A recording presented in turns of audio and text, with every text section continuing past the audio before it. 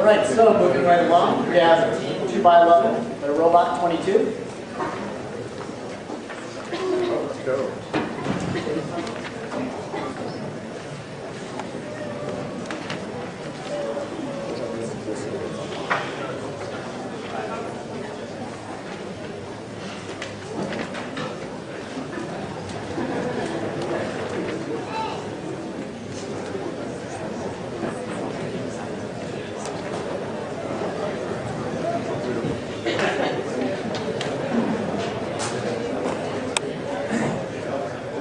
So, team 11, why don't you tell us a little about the robot, what its design is doing? Well, what we decided was that IR sensors are really kind of noisy, and yeah, we were really having trouble just getting any of them to work for us, so we decided to rely mostly on our camera. So your camera is then doing all of the things, all of the wall detection, all of the edge detection, everything? Yeah. So, I mean, how you found that, how has that worked out for you? It worked pretty well until the color started messing up on us, but we're still confident we'll be able to function very well. So it says, what is it? Do not start this machine, danger, on the back side of it. So when it gets stuck in a corner like that, what do you do? Well, first it grabs a sample of the image every time it's, I don't know, it's going in into the loop basically, and every time it'll start, it'll grab an image and parse it.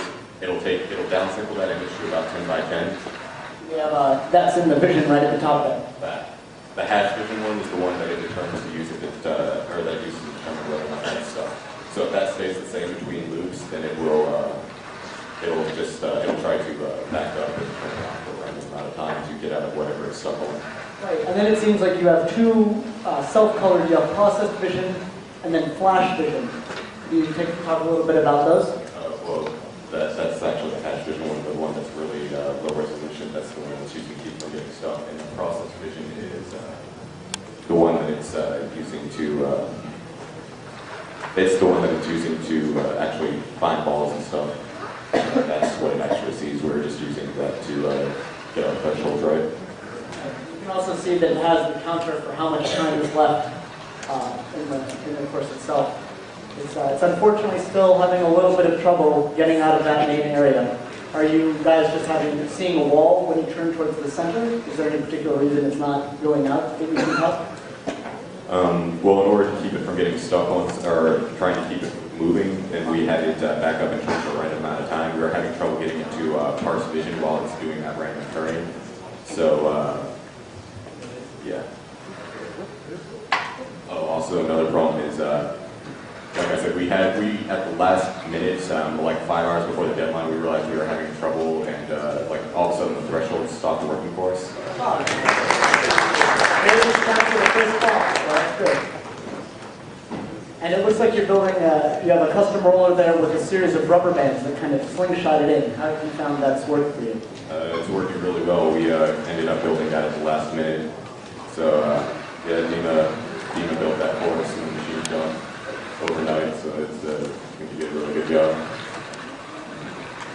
And then like other teams, you were worried about traction, so you have a series of zip ties around the wheels. Okay, yeah, so we're hearing that it's from previous robotics competitions, that that's worked particularly well. It's essentially like the treads on a tank. So then maybe we'll be able to get out of this time.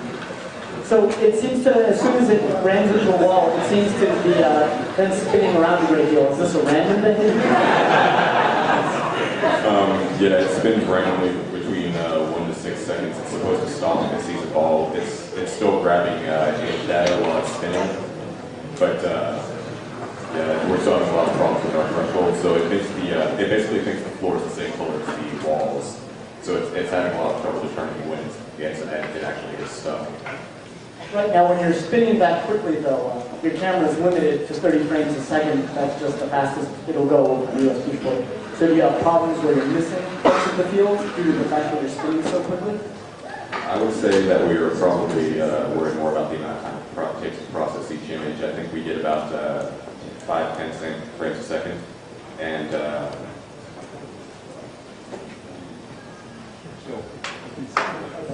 So 5 to 10 frames a second, we actually compiled some statistics on it, and that's about the average for what teams do. I mean, even a small image, a couple hundred pixels by a couple hundred pixels, takes a fantastic amount of time to process.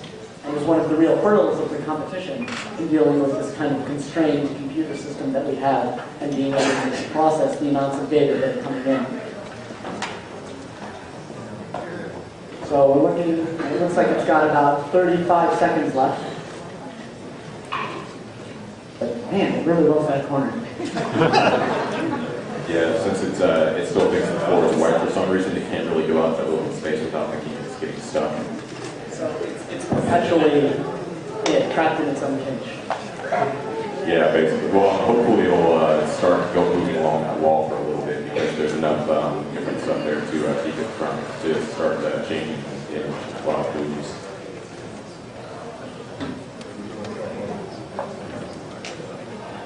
All right, so coming down to the last little bit, it seems to have stopped. All right, thank you very much. Thank you very much.